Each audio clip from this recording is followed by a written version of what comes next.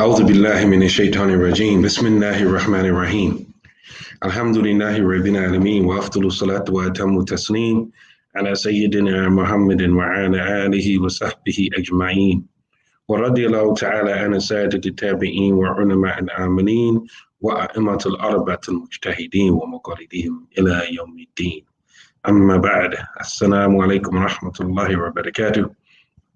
Alhamdulillah. This is the 19th of Jamad al-Akhir on the Islamic calendar. We are at lesson number 17 in our basic Maliki Fiqh lessons in the book ul-Akhdarī. Alhamdulillah. Share, like the video, let people know that we are here. Alhamdulillah. Wa alaikum salam wa rahmatullahi wa barakatuh. Farouk. Alhamdulillah. Glad to see you. Alhamdulillah.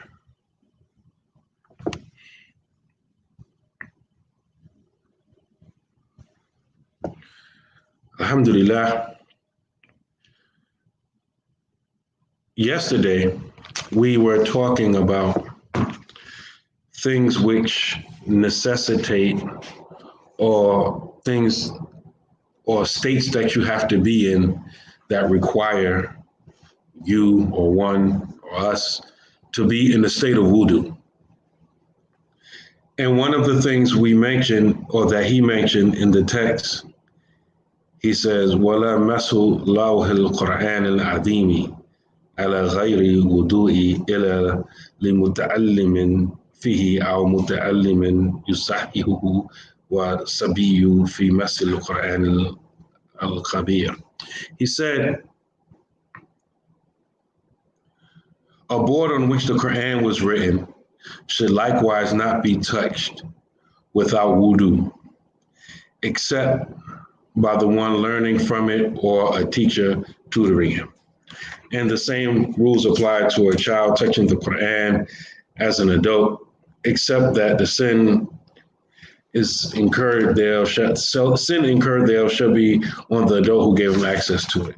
I read that because I wanted to mention, I wanted to call your attention back to the board that was mentioned, the law, because I intended to bring one in yesterday, but I forgot. So I wanted to show you a copy. I don't know. See it. So a lot of places in West Africa, they still use these boards.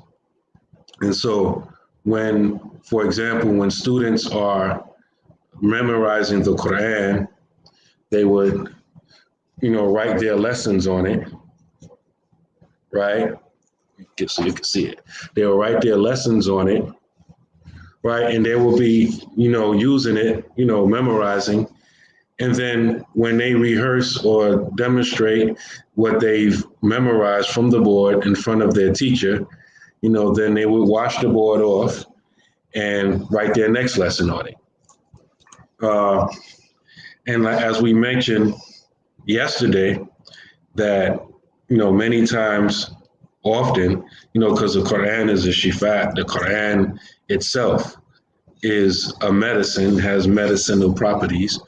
And so many times when the student will wash the board off, they would a lot of times wash the ink off into a bowl. And sometimes, the women cook with that Quran water. Or sometimes the water is saved and people bathe themselves in it. Or sometimes people drink it. And there's the ink, a lot of times is made from different things. Sometimes it's made from gum arabic from that tree. Sometimes, I know in Gambia, a lot of times they use charcoal, right? I'm not sure if that's edible or not, but a lot of times they use charcoal to make the ink. So, and in some places, this ink is called dawa, like medicine.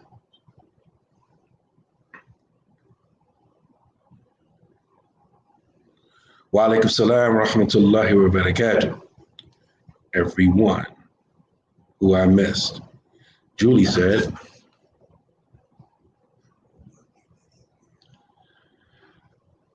Assalamu alaikum. I read the boards were made out of walnut, I believe. Do you know if that is correct? Actually, I don't. I never inquired, what type of wood they use to make the boards. Next time I go, I'll make sure I try to remember to ask, inshallah. Wa alaikum salam. This is actually, a good practice, and this is also, part of our, tradition. A lot of times, because now it's, Black History Month, everyone is talking about, a lot of times when we talk about Black history, a lot of times we leave the Muslims out, or we only talk about famous American inventors, and then, or Black American people who achieve things or somehow achieve some high level of assimilation into the system, right? Into this system. But there's a whole lot of other information that's being left out. And the Islamic component, which is a major component of our history here, is being left out. And it's being left out on both sides. It's being left out by the Black scholarly class when they talk about our history, and it's being left out by the scholarly Islamic class, meaning the non-Black Muslim scholars, when they talk about the Islamic history, here and in other places around the world, the African or the Black component is often left out, and so in order to truly appreciate and benefit and reconnect to something, you can't leave out a link in the chain, right? Especially you talk about Islam in America, you cannot leave out, that important or critical link in the chain. And one link that I would like to mention is that in around 1770, in the area known as Fouta Djallon, which is like the area in modern day northern Sierra Leone or like Guinea, that area, West Africa, right? There was a young Fulani boy or man. He was born around 1770, Allah knows best the exact year, but in the tribal beefs and the tribal wars, he was captured and sold into slavery. And he was eventually sold, and he ended up being a slave in the Bahamas. And then he actually ended up in Georgia, more specifically, those islands off the coast of Georgia, the Sapelo Islands of Georgia. And his name is Bilali Muhammad.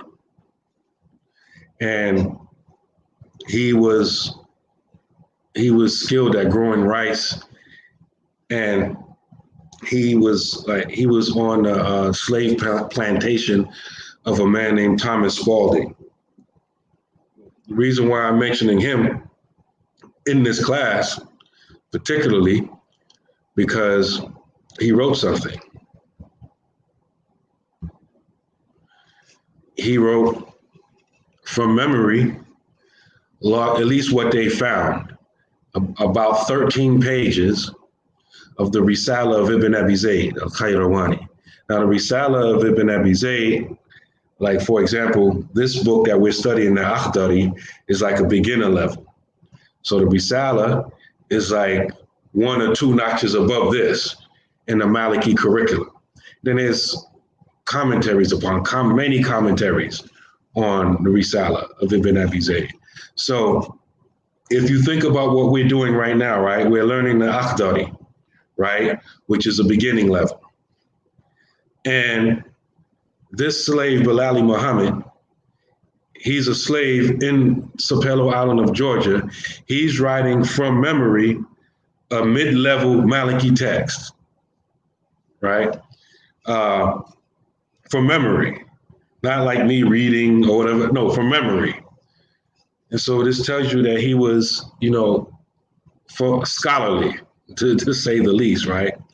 And the amazing thing about it, when they found this document, he was a well-known slave, he was actually the overseer. And a lot of things have been written about him. They said that he used to walk around with a cap on his head that resembles like a fez. And they say he had 2 wives. This is a slave with 2 wives. It's funny because a lot of times we arguing about, brothers can't afford 2 wives. This brother was a slave and he had 2 wives, right? And they say that he was buried, with his Quran on his chest, but they're not sure of the location of his grave, right? And he was, like I said, he was the overseer, and he was in charge of all of the slaves.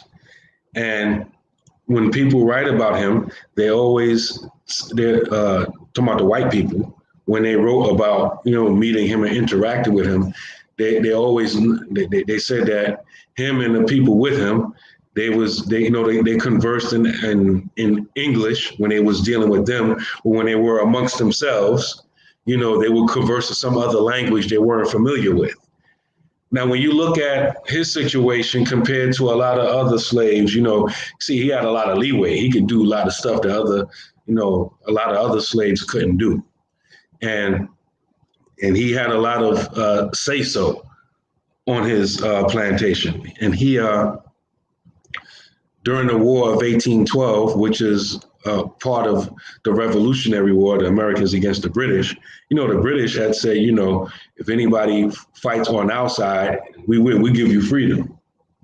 So a lot of slaves, some slaves sided with the British, some slaves didn't. This particular slave didn't.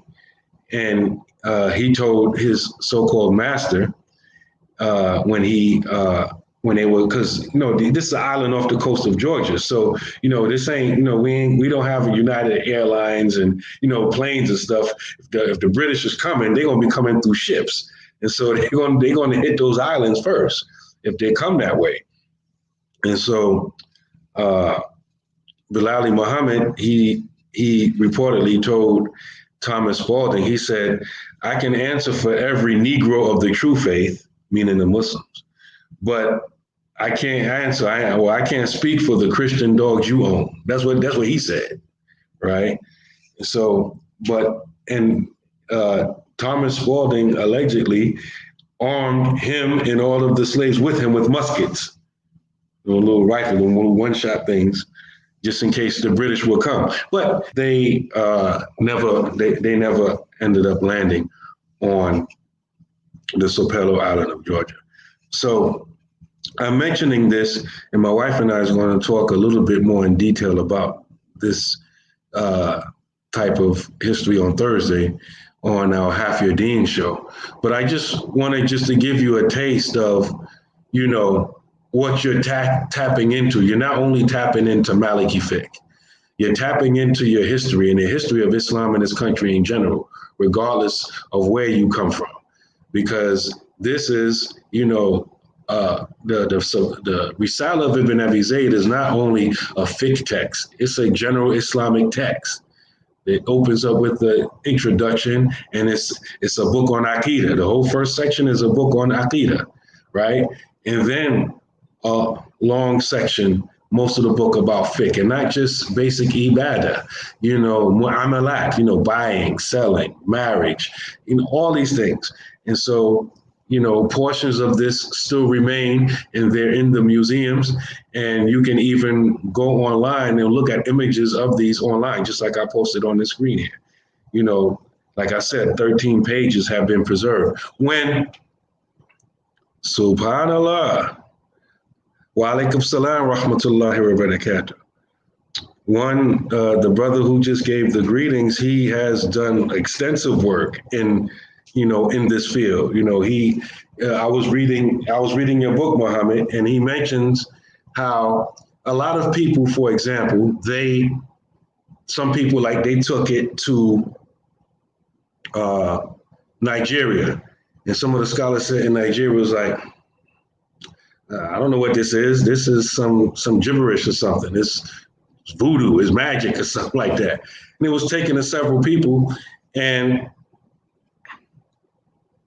I translated Bilal Muhammad's text that is shown behind you. Exactly, yeah, exactly, right? Can you post a link to where people can buy your book? He has a book where he's dealing with that. A lot of people couldn't translate it because, number one, they don't understand Maghribi script. Like if you know how to read Arabic, right? If you know how to read Arabic in the Maghribi script, like if you know standard Arabic, right? The letter fa or the F has one dot on the top. But in the Maghribi script, the dot is on the bottom. And if it's at the end of the word, there's no dot. But you have to look at the way what I call a tail to differentiate it between the qaf, the fa, and the waw, right? Because they look the same, right? And so, but if you don't know how to read Maghribi script, you're like, what is this? These words don't even make sense. And like the qaf, it has, instead of two dots, it has one dot on the top. And just like the fa, at the end of the word, there ain't gonna be no dot there. You have to look, so you have to learn how to read these things.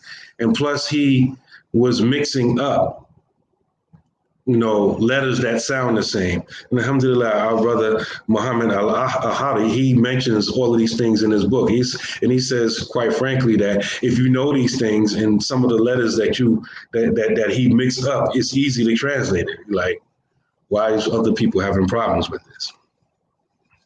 So alhamdulillah. So when we're learning Maliki Fiqh and we're learning the Akhdari, don't think, okay, this is just fiqh. I'm going to learn how to make wudu properly. I'm going to learn how to make ghusl properly.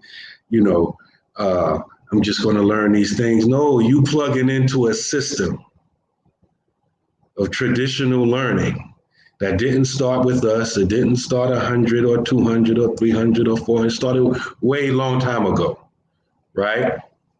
And books like the Akhdari and the Ashmawiyya, they just the beginning of that plug.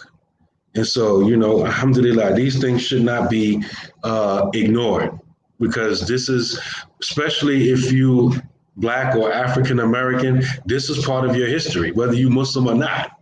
This is part of your history. And if you're a Black Muslim, it's even more so. It's even more relevant for you. And if you're a Muslim who is not Black and you live in America, it's part of American history.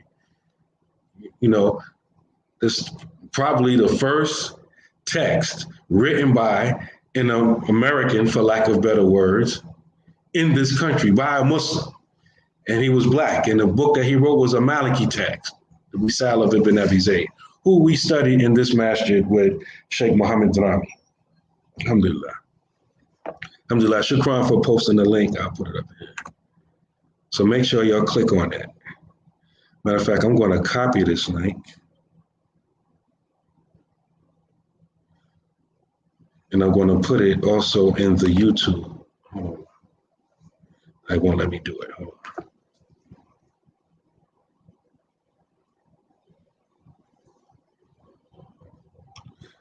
It won't let me do it. I'll do it after we log off, inshallah. Yeah, so if you read Muhammad's book, he mentions in there, he breaks it down, the pages that's left. And as he says in his book, this is pages 12 and 13 of what remains of his Risala. Alhamdulillah.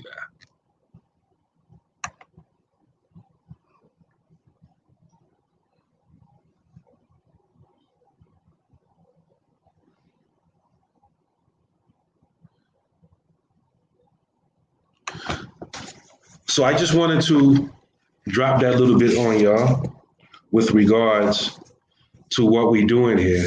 In other words, is deeper than what's on the surface. And like Imam Amin Muhammad always says, we have to plug into a system.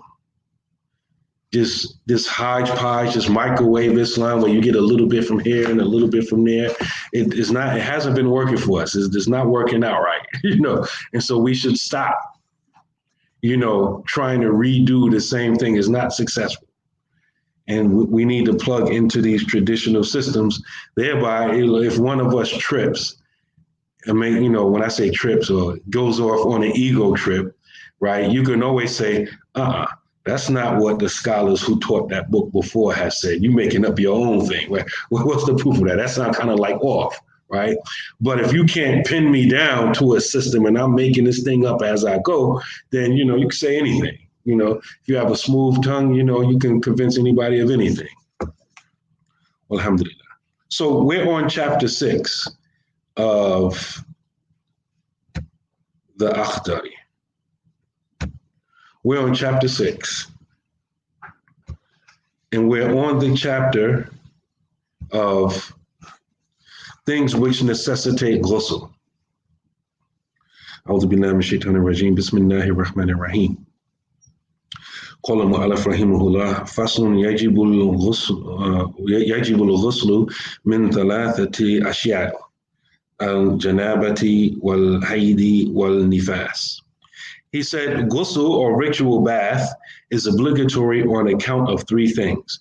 In other words, if you go back a few chapters ago when we were talking about minor impurity, 2 words kept repeating themselves. Kabath and hadath.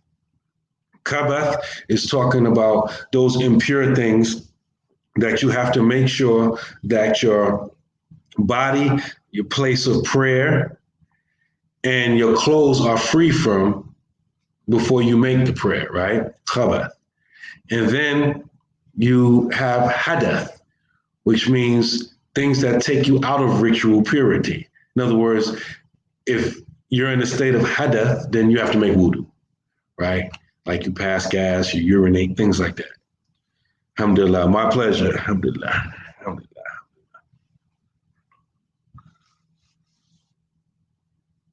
Alhamdulillah, these type of things work that like Sidi Muhammad is doing is very important, and these type of things, we shouldn't only be talking about it in February. We need to be talking about this all year round. Oh yeah, by the way, this same brother Muhammad, I also benefited from a lot of times when I talk about, like the Nation of Islam, I always talk about Hamas Abdul Khalis, who was known as Ernest 2X McGee when he was in the Nation of Islam. Like if you Google search, type in Washington, D.C. Hanafi killings, right? This brother right here, Muhammad, I learned a whole backstory on this brother. Like he was Ahlul Sunnah before joining the nation. He was really trying to give them dawah. That's a whole nother story. But see, there's a lot of part of our history that, a lot of people don't be talking about, man, subhanAllah. In any case, man. So hadath, you need to make wudu, right? So now we have this other term, janaba. Janaba, if someone's in a state of janaba, that means they have to make ghusl. Like wudu is not enough. You're in a state of major impurity. So you have to take a full bath, right? So that term y'all should know.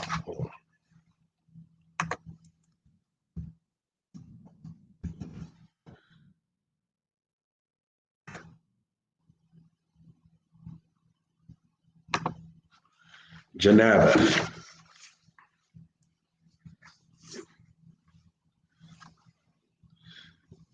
So he said 3 things obligate a person to make this full bath. And the first thing he said is janaba. And then he said haid, which is menstruation. And then he said nifas, which is post-childbirth bleeding. And we're not going to get too much into that because there's separate chapters on 2 and 3. So janaba, right?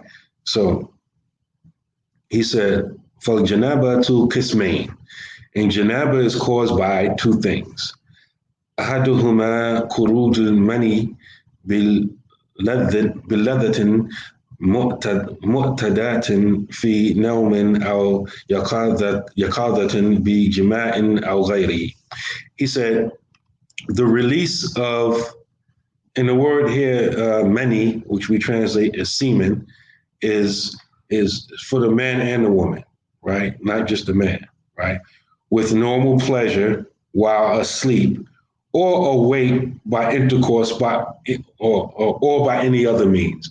So basically, however or whenever, this many comes out, man or woman, man or woman, the man, you obviously we know is like considered a thick whitish fluid. With women, sometimes it's described as yellowish, right? With the man it rushes out, but with the woman it doesn't necessarily rush out, right? So that's one, right? The release of it, whether pleasure, non-pleasure, sleep, awake, male or female, right? Then he says, "Athani maghibul hashafati fil farji."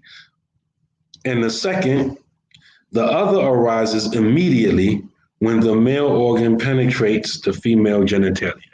So in other words, if a man and a woman come together and the man puts his private part in the woman, not even all the way, just the beginning of it, and nothing happens. They stop and they pull back, whatever, you still have to make ghusl.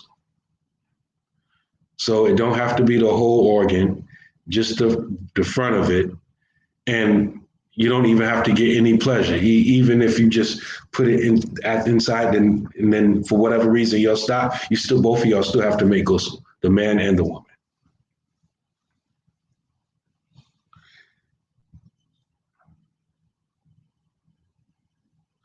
Then he said, وَمَنْ رَأَى فِي مَنَامِهِ كَأَنَّهُ يُجَامِعُ وَلَمْ يَخْرُجْ مِنْهُ مَنِيٌّ فَلَا شَيْءَ عَلَيْهِ.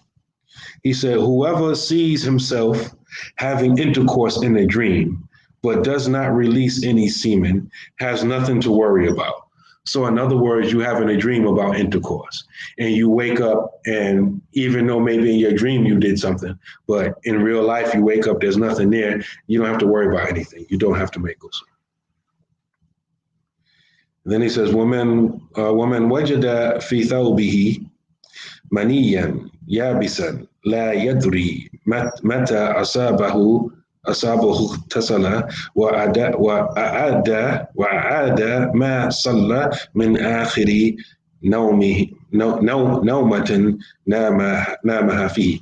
He said, whoever finds dry sperm on his garment and cannot remember, must perform ghusl and repeat all the salat he has done since he last slept. So say, for example, you're sleeping, right? The regular sleep overnight, for example, right? You get up, maybe you had the underwear on, whatever. And you wake up, you make subha, or what most of us know as Fajr prayer, right? The morning prayer. And then you make the prayer, you go about your day, and then you check your underwear and you see some, dry sperm in there. You don't know when it got there. You didn't notice it. So what he's saying that you have to do is that you have to make ghusl because because you don't know when it came out. So you're removing the doubt. So you have to make ghusl, and then you have to repeat every salat that you made since you went to sleep. So it was overnight. You only made one prayer in this example that we gave, which is subha. So you just have to repeat subha prayer. And this goes for any time. It doesn't matter if it's overnight sleep or a sleep in the middle of the day, whenever you slept.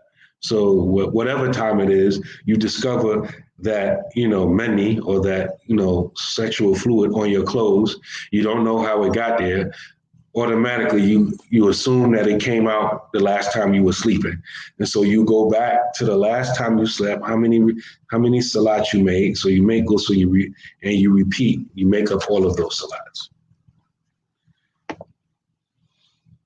And that's the end of that section. Are there any questions?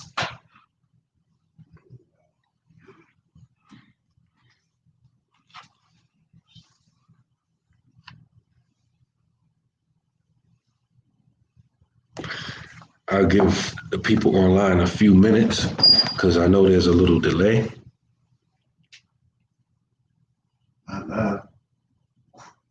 It's not really a question. Mm-hmm. If you wake up, you wake up in the morning, whether you take a shower at night, just take a, you check yourself anyway. Right. Take a shower in the morning. Right. That way you're sure anyway, right? Right. I mean, if that's what you do, not everybody does that, you know. I just gave that as an example, you know. It could be somebody, you know, taking a nap after dhuhr, you know, a midday nap, and, you know, and then they make dhuhr or they make asr, and maybe around Maghrib, whatever reason, they look on their clothes and they see it. The general rule is you go back to the last time you slept. And you make ghusl and you repeat all of those salats that you made since the last time that you slept. And obviously, you're not going to pray with those clothes on. You're either going to wash it out or change clothes, obviously. Alhamdulillah. So if there are no more questions, I'm going to wrap it up and get ready for the Black Imams Roundtable at 7 p.m., inshallah, on Masjid Muhammad of Atlantic City's Facebook and YouTube channel, inshallah. Please don't forget and join us, inshallah. We're going to be talking about, you know, the Muslim agenda or the Muslim community after Trump. That's the theme for tonight, inshallah. Jazakallah khairan. سبحانك اللهم وبحمدك نشهد أن لا إله إلا أنت واستغفرك وأتوب إليك والعصر إن الإنسان لفي خسر إلا الذين آمنوا وعملوا الصالحات وتواصوا بالحق وتواصوا بالصبر. السلام عليكم ورحمة الله وبركاته.